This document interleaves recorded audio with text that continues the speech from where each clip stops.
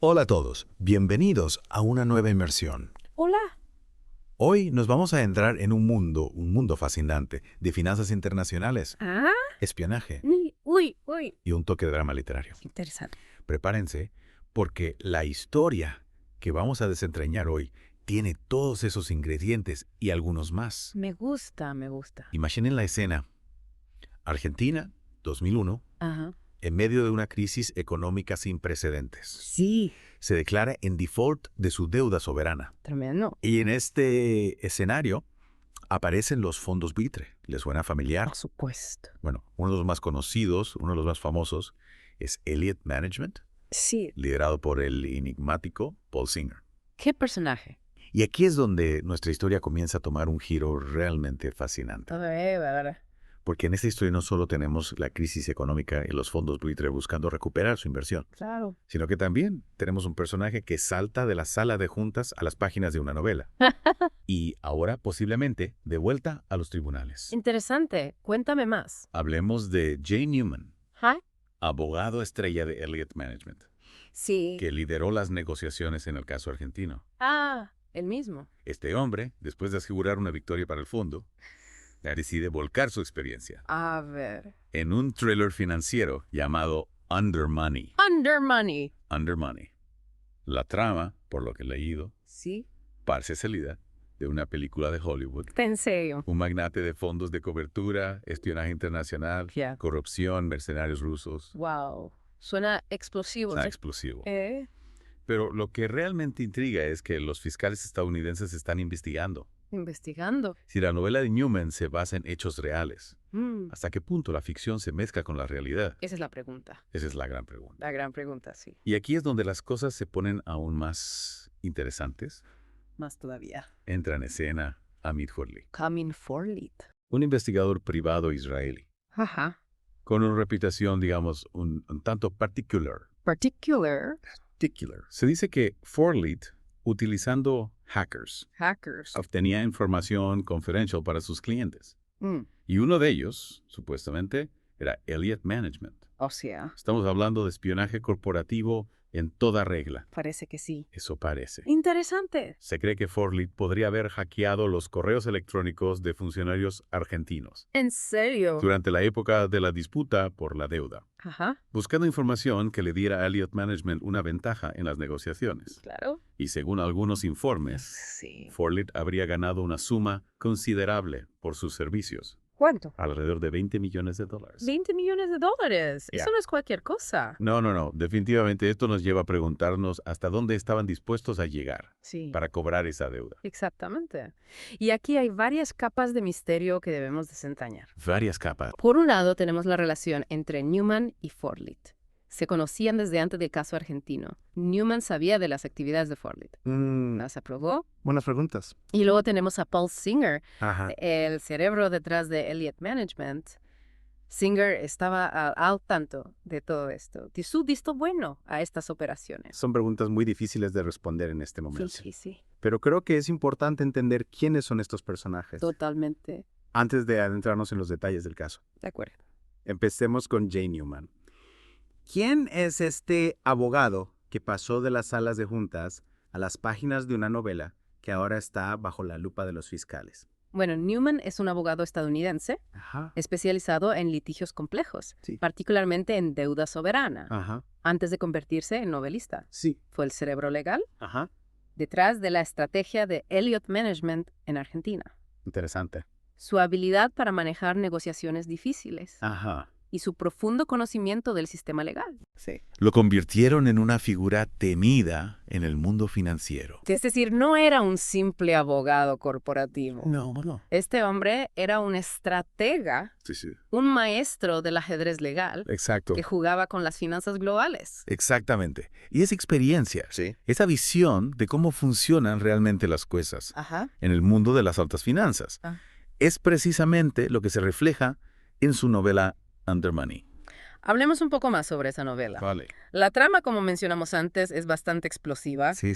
¿Podrías contarnos un poco más sin revelar demasiados spoilers, claro? Bueno, Under Money cuenta la historia de un magnate de fondos de cobertura, Ajá. que se ve envuelto en una serie de eventos cada vez más peligrosos, incluyendo espionaje, corrupción e incluso mercenarios rusos. Uf.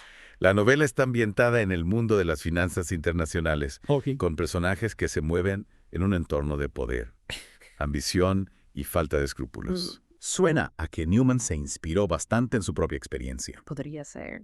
¿Crees que Under Money es una especie de Roman a Clef, una novela que utiliza personajes ficticios para representar a personas reales? Es difícil decirlo con certeza, Mm. pero la novela ha generado muchas especulaciones sobre cuánto de ella se basa en hechos reales. De hecho, esa es la razón principal por la que los fiscales estadounidenses están investigando a Newman. Ajá. Quieren saber si la novela revela información confidencial sobre el caso argentino Sí. o si algunos de los personajes son representaciones de personas reales que podrían verse perjudicadas por la publicación del libro. Y para añadir más leña al fuego, se dice que Elliott Management prohibió la novela en sus oficinas. Prohibieron la novela. ¿Por qué crees que harían eso? Bueno, aparentemente no están muy contentos con que Newman haya aireado ciertos asuntos en su libro. Podría ser que la novela revele estrategias o tácticas que Elliott Management utiliza en sus operaciones, Ya veo. o que presente a la empresa bajo una luz negativa. Claro. En cualquier caso, la prohibición de Under Money dentro de Elliott Management solo ha servido para aumentar el misterio y la especulación en torno a la novela. Todo esto nos lleva de nuevo a Amit Forlit, Sí. el misterioso hacker israelí. Ajá. ¿Quién es este personaje y cómo se conecta con Newman y Elliott Management? Forlit es un investigador privado Sí. con una reputación bastante particular. Ajá. Se le conoce por utilizar hackers Sí. para obtener información confidencial para sus clientes. Ajá. Y uno de ellos supuestamente era Elliott Management. Yeah. No es un personaje que se mueva en los círculos tradicionales de las finanzas internacionales, Yeah. pero su nombre ha aparecido en varios casos de espionaje corporativo y obtención de información sensible. ¿Y qué tipo de información estaba buscando Forlit para Elliott Management?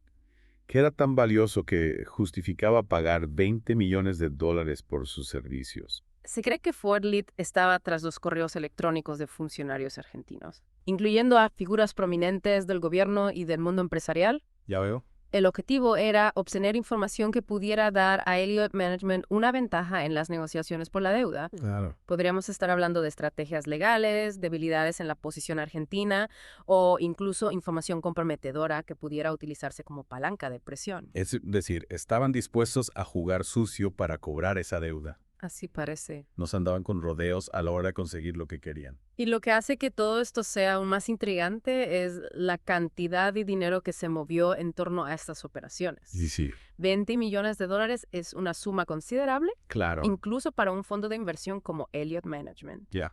Esto nos indica la importancia que le daban a la información que Forlit podía obtener. Y por supuesto, la gran pregunta es si Newman y Elliott Management estaban al tanto de las actividades de Forlit Claro. y si las aprobaron. Exacto. Sabían que estaba hackeando correos electrónicos de funcionarios argentinos. Le dieron luz verde para hacerlo. Esa es la pregunta del millón, ¿verdad? Y por ahora no tenemos una respuesta clara.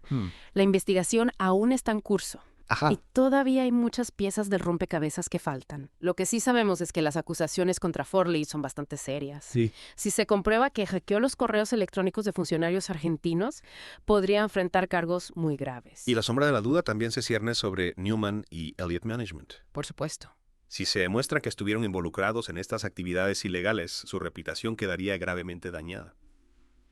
Y esto en el mundo de las finanzas internacionales, donde la confianza y la reputación son fundamentales, podría tener consecuencias muy serias. Absolutamente. Podría significar la pérdida de inversores, dificultades para acceder a nuevos mercados e incluso sanciones legales. Estamos hablando de un escándalo que podría tener repercusiones a nivel global. Bueno, tendremos que esperar a ver qué descubren los investigadores. Pero mientras tanto podemos especular un poco. Me gusta. ¿Qué tipo de información crees que Forlit podría haber estado buscando en esos correos electrónicos? ¿Y cómo podría haber beneficiado a Elliott Management? Es difícil saberlo con certeza, Sí. pero podemos hacer algunas conjeturas. A ver. Por ejemplo, podrían haber estado buscando información sobre la estrategia legal del gobierno argentino, Ajá. sus puntos débiles en la negociación Claro. o incluso pruebas de corrupción que pudieran utilizar para presionarlos. O tal vez buscaban información sobre las finanzas personales de los funcionarios, algo que pudieran usar como chantaje. Es una posibilidad. En el mundo de las finanzas internacionales, a menudo se utilizan tácticas poco éticas para obtener una ventaja. Y en este caso, con tanto dinero en juego, no sería sorprendente que Elliott Management haya recurrido a métodos cuestionables para lograr su objetivo. Es un panorama bastante sombrío, ¿no? Un fondo buitre, implacable, dispuesto a hacer lo que sea para cobrar una deuda. Sí. Un hacker que roba información confidencial. Ajá. Y un abogado que escribe una novela que podría revelar secretos incómodos. Sin duda es una historia que nos hace reflexionar sobre los límites de la ética en el mundo de las finanzas internacionales, hasta dónde estamos dispuestos a llegar para conseguir lo que queremos y cuáles son las consecuencias de cruzar esos límites. Preguntas difíciles, Sí, sin respuestas fáciles. es verdad. Pero creo que es importante que las hagamos. Que analicemos este tipo de casos y que entendamos cómo funcionan realmente las cosas en el mundo del dinero y el poder. Totalmente de acuerdo. La transparencia y la rendición de cuentas son fundamentales para un sistema financiero justo y equitativo. Y casos como este nos recuerdan que no podemos dar por sentado esos principios. Bueno, creo que hemos cubierto bastante terreno en esta primera parte de nuestra inmersión. Sí. Hemos conocido a los personajes principales de esta historia, Ajá. Jay Newman, El abogado estrella. el abogado convertido en novelista, Sí. Amit Forlid, El hacker. el hacker con métodos poco ortodoxos, Ajá. y Paul Singer, El cerebro. el cerebro detrás de Elliott Management. Pero todavía nos queda mucho por explorar. Mucho, mucho. Ahora que ya conocemos un poco más a los personajes de esta historia, creo que es crucial que nos centremos en la figura de Paul Singer, el cerebro detrás de Elliott Management. Para comprender completamente este caso, es fundamental entender quién es él y cómo opera. Totalmente de acuerdo. Hemos estado hablando de fondos buitres, abogados, hackers. Pero ¿quién está realmente moviendo los hilos? ¿Quién es este Paul Singer? Singer es el fundador y director ejecutivo de Elliott Management, uno de los fondos de cobertura más grandes y sin duda más controvertidos del mundo. Desde su fundación en 1977, Elliott Management se ha ganado la reputación de ser implacable en sus inversiones, especialmente cuando se trata de deuda soberana. Algunos los llaman agresivos, otros depredadores. Cuando hablamos de agresivos, en este contexto, ¿a qué nos referimos exactamente? ¿Podrías darnos algunos ejemplos? Claro. Elliott Management, bajo la dirección de Singer, se especializa en comprar deuda de países en dificultades, a menudo a precios muy bajos, y luego utiliza una variedad de tácticas, incluyendo litigios y presión política, para obligar a esos países a pagar la totalidad de la deuda más intereses. Es decir, compran deuda barata esperando que el país se recupere y luego presionan para obtener una ganancia enorme. Un negocio bastante lucrativo si tienes el estómago para ello. Exactamente. Y Singer ha demostrado una y otra vez que no tiene miedo de llevar a los gobiernos a los tribunales, incluso si eso significa dañar la reputación de su empresa o generar tensiones diplomáticas. El caso de Argentina es un ejemplo perfecto de eso. Elliott Management luchó durante años en los tribunales, llegando incluso a embargar un buque de la Armada Argentina. Una táctica bastante agresiva, por decirlo menos. Me imagino la tensión que eso generó no solo en Argentina, sino también a nivel internacional. Sí, el embargo de la fragata Libertad fue un punto de inflexión en el caso. Aunque finalmente lograron un acuerdo favorable en 2016, el caso dejó una profunda huella en la relación entre Argentina y Elliott Management. Muchos argentinos los vieron como un buitre que se aprovechaba de la vulnerabilidad de su país. Y la figura de Singer en particular se convirtió en el blanco de muchas críticas. Se lo acusó de ser la cara visible de un capitalismo salvaje sin escrúpulos a la hora de buscar ganancias. Exactamente. Y esa imagen de Singer, la del fondo buitre implacable, es la que ha persistido a lo largo de los años, a pesar de que Elliott Management también ha realizado inversiones exitosas en una variedad de otros sectores. Es increíble cómo una sola táctica, aunque sea legal, puede definir la reputación de una empresa e incluso de una persona a largo plazo. Sin duda. En el caso de Singer, esa reputación de agresividad y falta de escrúpulos es la que lo ha perseguido a lo largo de su carrera. Y ahora, con esta nueva investigación sobre las actividades de Amit Forlid, esa reputación se ve aún más cuestionada. Claro, porque si se comprueba que Elliott Management contrató a Forlid para hackear los correos electrónicos de funcionarios argentinos, sería un golpe devastador para la imagen de Singer y su empresa. Sería la confirmación de que están dispuestos a cruzar cualquier línea para lograr sus objetivos. Exactamente. En el mundo de las finanzas internacionales, donde la confianza y la reputación son fundamentales, eso podría tener consecuencias muy serias. Podría significar la pérdida de inversores, dificultades para acceder a nuevos mercados e incluso sanciones legales. Sería un precio muy alto a pagar por unos pocos millones de dólares. Sin duda. Y solo el tiempo dirá cuáles serán las consecuencias de esta investigación para Paul Singer y Elliott Management. Ahora, para entender mejor el contexto de este caso, me gustaría volver a la disputa por la deuda argentina. ¿Puede recordarnos brevemente cómo se desarrolló todo? Sé que es una historia compleja con muchos detalles y giros inesperados. Por supuesto. La historia comienza en 2001, cuando Argentina, tras una profunda crisis económica, se declara en default de su deuda soberana. Esto significa que el país no podía pagar a sus acreedores, lo que generó una gran incertidumbre en los mercados financieros internacionales. Imagina la situación, el país paralizado, la gente desesperada y los mercados internacionales en pánico. Y ahí es donde entran en escena los fondos buitres, como Elliott Management, ¿verdad? Exactamente. Elliott Management, junto con otros fondos, vio una oportunidad de negocio en la crisis argentina. Compraron bonos de deuda argentina a precios muy bajos, apostando a que en algún momento podrían cobrar la totalidad de la deuda más intereses. Se podría decir que se aprovecharon de la crisis para hacer un buen negocio. Es una forma de verlo. Mientras muchos acreedores aceptaron reestructurar la deuda argentina con quitas y plazos de pago más largos. Elliott Management se negó a ceder exigiendo el pago completo. Y esa postura inflexible los llevó a una batalla legal que duró más de una década. Una batalla que, como ya mencionamos, incluyó el embargo de un buque de la Armada Argentina. ¿Qué otras estrategias legales utilizó Elliott Management para presionar al gobierno argentino? Bueno, además del embargo de la fragata, Libertad Elliott Management presentó demandas en tribunales de Estados Unidos y otros países argumentando que Argentina estaba legalmente obligada a pagar la totalidad de la deuda.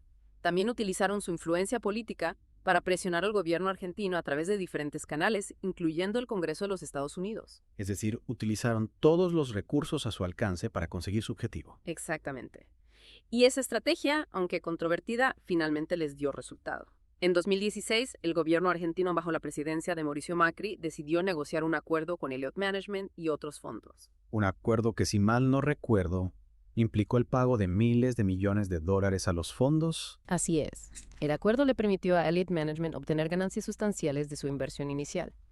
Un final feliz para ellos, pero un costo muy alto para Argentina, que tuvo que desembolsar una gran suma de dinero en un momento en que su economía estaba todavía en proceso de recuperación. El caso argentino se convirtió en un referente en el mundo de las finanzas internacionales, un ejemplo de cómo los fondos buitre pueden utilizar tácticas agresivas para obtener ganancias de la deuda soberana de países en dificultades. Sin duda. Y la figura de Paul Singer como líder de Elliott Management se convirtió en la cara visible de este tipo de operaciones. Y ahora, con esta nueva investigación sobre el supuesto hackeo de funcionarios argentinos, la figura de Singer y la ética de los fondos buitre vuelven a estar en el centro del debate. Exactamente. Si se demuestra que Elliott Management estuvo involucrado en actividades ilegales para obtener información confidencial, la imagen de estos fondos se vería aún más deteriorada. Y esto podría tener un impacto significativo en la forma en que se regula su actividad en el futuro. Sin duda, es una historia que todavía tiene muchos capítulos por escribir. Y nosotros estaremos aquí para seguirla de cerca y analizar cada nuevo giro que tome este caso. Ahora, volviendo a Jane Newman, el ex abogado de Elliott Management, que escribió la novela que ha desatado esta nueva polémica, me pregunto qué lo motivó a escribir Under Money. ¿Crees que simplemente estaba tratando de contar una buena historia o había algo más detrás? Es una pregunta interesante. Podríamos especular que quizás Newman, después de años de trabajar en el mundo de las altas finanzas, sintió la necesidad de compartir su experiencia, de mostrar las bambalinas de un mundo que a menudo se percibe como opaco y despiadado. O tal vez, como algunos sugieren, estaba tratando de enviar un mensaje de advertir sobre los peligros de la falta de ética en el mundo del dinero y el poder. Es posible. Y si ese era su objetivo, sin duda lo ha logrado Under Money, ha generado una gran controversia y ha puesto bajo la lupa las prácticas de Elliott Management y otros fondos buitres. Y ahora, con la investigación en curso, la novela cobra una nueva dimensión. Se convierte en una pieza clave para entender la mente de alguien que estuvo en el corazón de la batalla por la deuda argentina, que conoce los secretos y las estrategias de Elliott Management. Es como si la ficción se hubiera convertido en realidad. Y los investigadores seguramente estarán analizando Under Money con lupa, buscando pistas y conexiones con el caso real. Exactamente. Y quién sabe qué otros secretos podrían salir a la luz a medida que avance la investigación. Sin duda es una historia que recién comienza. Y nosotros, por supuesto, estaremos aquí para analizar cada nuevo capítulo. Pero antes de adentrarnos en las posibles consecuencias de esta investigación y en el futuro de los fondos buitres, creo que es importante analizar un poco más en profundidad el impacto que tuvo la crisis de la deuda argentina en el país y en la vida de la gente. Claro, la crisis de 2001 fue un punto de inflexión en la historia reciente de Argentina. El colapso económico tuvo un impacto devastador en la sociedad, generando pobreza, desempleo y una profunda crisis social. Recuerdo las imágenes de la gente en la calle protestando contra el gobierno golpeando cacerolas. Fue un momento de mucha incertidumbre y dolor para el pueblo argentino. Exactamente. La crisis no solo afectó la economía, sino que también erosionó la confianza en las instituciones y en el sistema político. Y las consecuencias de esa crisis se sintieron durante muchos años. Sin duda, la recuperación fue lenta y dolorosa. Y el caso de Elliott Management y la batalla por la deuda soberana solo agregaron más leña al fuego. Es importante recordar que detrás de las cifras de los millones de dólares que se movieron, en este caso hay personas reales que sufrieron las consecuencias de la crisis. Totalmente de acuerdo. Y creo que eso es algo que a menudo se olvida en el mundo de las altas finanzas. Bueno, creo que hemos cubierto bastante terreno en esta segunda parte de nuestra inversión. Hemos analizado en profundidad la figura de Paul Singer, el líder de Elliott Management, y hemos repasado la historia de la crisis de la deuda argentina y el papel que jugaron los fondos buitre en ese proceso. Y hemos comenzado a explorar las posibles consecuencias de la investigación sobre las actividades de Amit Forlit y el impacto que esto podría tener en el futuro de Elliott Management. Pero todavía nos queda mucho por analizar. En la tercera parte profundizaremos en las implicaciones éticas de este caso y en el debate sobre la regulación de los fondos buitre. También exploraremos las posibles conexiones entre la novela Under Money de Jay Newman y los eventos reales que se están investigando. Y analizaremos las lecciones que podemos aprender de esta historia y cómo podemos construir un sistema financiero más justo y transparente. Así que no se vayan, que aún nos queda mucho por descubrir en este fascinante caso. ¡Qué historia!, ¿no? Hemos explorado la figura de Paul Singer, el cerebro detrás de Elliott Management, y desmenuzado la crisis de deuda argentina, viendo cómo los fondos buitre como el suyo operan. Ahora, en esta última parte de nuestra inmersión, me gustaría que reflexionemos sobre las implicaciones éticas de todo esto, porque más allá de las estrategias legales, las maniobras financieras, hay una pregunta que nos interpela. ¿Cuáles son los límites de lo aceptable en el mundo de las finanzas internacionales? Es una pregunta fundamental, sin duda. Y este caso nos enfrenta a un dilema ético complejo. Por un lado, tenemos a los fondos de inversión, buscando obtener un retorno de su inversión, lo cual en principio, es legítimo. Pero por otro lado, vemos cómo sus tácticas pueden tener un impacto devastador en países ya de por sí en una situación vulnerable, donde trazamos la línea entre el interés individual y el bien común. ¿Hasta qué punto se justifican los medios para alcanzar un fin? Y este caso, con la investigación en curso sobre el supuesto hackeo de Amit Forlit, abre un nuevo capítulo en el debate sobre la ética de los fondos buitre. Si se confirma que Elliott Management contrató a Forlit para obtener información confidencial de manera ilegal, estaríamos hablando de un nivel de agresividad que va mucho más allá de las prácticas habituales, incluso para los estándares de este tipo de fondos. Exactamente. Y esto nos lleva a la necesidad de una mayor transparencia y regulación en el mundo de las finanzas internacionales. Necesitamos mecanismos que garanticen que las prácticas de los fondos de inversión no perjudiquen a los países más débiles ni socaven la confianza en el sistema financiero global. Porque al final, lo que está en juego no son solo millones de dólares, sino la estabilidad de las relaciones internacionales y la justicia para todos los involucrados. Si permitimos que los fondos de inversión operen sin ningún tipo de control ético, estamos abriendo la puerta a un sistema donde los más poderosos pueden aprovecharse de los más débiles sin consecuencias. Totalmente de acuerdo. Y creo que este caso, con la atención mediática que ha generado, puede ser un punto de inflexión en este debate. La presión de la opinión pública, la posibilidad de sanciones legales, pueden ser un incentivo para que los fondos de inversión reconsideren sus prácticas y adopten un enfoque más ético y responsable. Y hablando de reconsiderar las cosas, no podemos dejar de lado la novela de Jay Newman, Under Money. ¿Cómo crees que esta investigación actual afectará la percepción de la novela? La gente la leerá de manera diferente ahora que Newman está bajo la lupa de los fiscales. Sin duda, sin duda. La investigación le da a la novela una nueva capa de significado. Ahora que sabemos que Newman está siendo investigado por su posible conexión con Amit Forlit y las actividades de Elliott Management en Argentina, es inevitable que la gente busque conexiones entre la trama de la novela y los eventos reales. Es como si la ficción se hubiera convertido en una ventana a la realidad, un reflejo distorsionado pero revelador de lo que realmente sucede en el mundo de las altas finanzas. Y esto nos lleva a preguntarnos, ¿qué estaba tratando de decir Newman con Under Money? ¿Era una simple novela de espías o un intento de exponer las prácticas poco éticas del mundo financiero? ¿Es una confesión velada o una advertencia? Es difícil saberlo con certeza, pero creo que la investigación actual le da una nueva dimensión a la novela. Ya no la podemos leer como una simple obra de ficción, sino como un testimonio tal vez involuntario de alguien que estuvo en el ojo del huracán, que vio de primera mano cómo funcionan las cosas en el mundo del dinero y el poder. Más allá de las especulaciones, lo que queda claro es que este caso nos invita a reflexionar sobre el papel de la ética en las finanzas internacionales. Nos obliga a preguntarnos qué tipo de sistema queremos construir qué límites estamos dispuestos a tolerar y qué valores queremos defender. Exactamente. Este caso no es solo una historia de espionaje corporativo y maniobras financieras. Es una historia sobre la lucha por la justicia, la transparencia y la rendición de cuentas. Y es una historia que aún no ha terminado. Sin duda. Y mientras esperamos a ver cómo se desarrolla este caso, debemos seguir cuestionando, investigando y exigiendo un sistema financiero más justo y transparente. Porque como hemos visto en esta inmersión, las consecuencias de la falta de ética en el mundo financiero pueden ser devastadoras. Gracias por escuchar Geopolítica, un podcast de Enrique Aureli. No olvides compartirlo y apoyar nuestro trabajo. Hasta la próxima.